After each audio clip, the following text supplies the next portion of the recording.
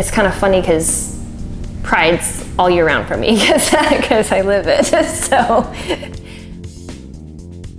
the only thing we have control over as people is who we are and how we present ourselves. And so integrity and ethics are what I choose to really grab a hold of in my private life, in my professional life. Everyone knows they can depend on me because I will never compromise my integrity or my ethics, and that just kind of helps out the career path I've chosen. But that's a direct reflection of me, and so that's how I choose to present myself. I mean, I'm real. I'm me. I think, sometimes I like to get in my head and overthink things, but you get what you get with me. I am transgender. My pronouns are they, them, and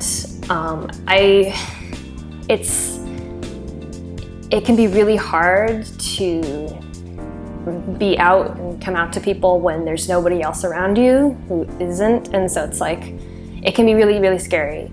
So I think it's really important, if you're in a safe enough position to do so, to be out. It's everybody's decision is their own, but for me as a trans person, I want to be as open and honest so that maybe other people may, see me and be like, hey, Lex is doing just fine. Maybe I can get there too. We are lucky that in property management we do have a diverse of people.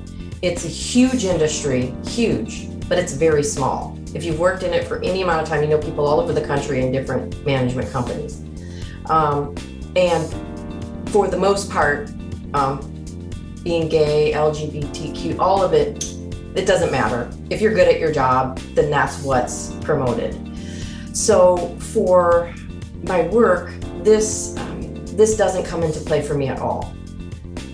My sexuality is part of who I am. It's not all of who I am, and it doesn't really dictate how I do my job. It might dictate what audience I'm with as far as the conversation I'm having, but the actual work, no. Everything is completely objective because I don't see myself as being different. I think that, as a gay male, it's difficult. We don't ever want to think that being gay or being straight hinders or helps you in any different way.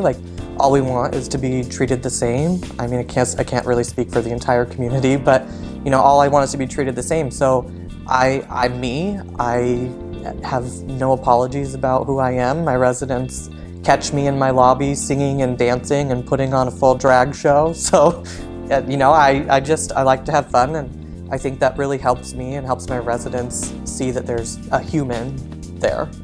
It's been really amazing. I've never had a workspace where I felt like my identity was being respected.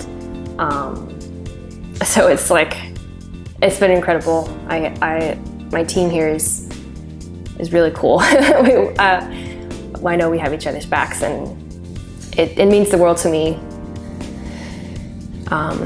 Caitlin, my community manager, she's from day one when I told her, this is who I am, she was always respectful, and that kind of was a huge pillar for me to keep on being more open.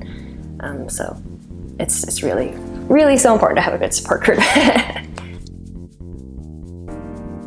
For example, like you said, I'm out. I'm very proud of who I am.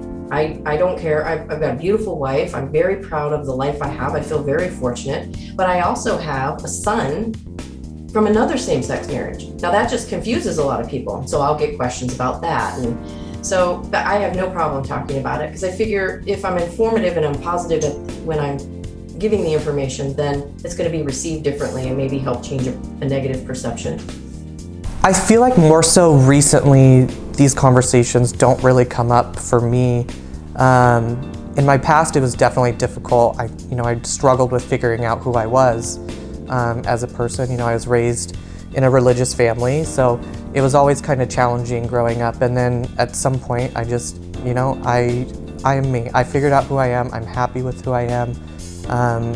I think that I can adapt to situations and people's presences very well and can kind of read them.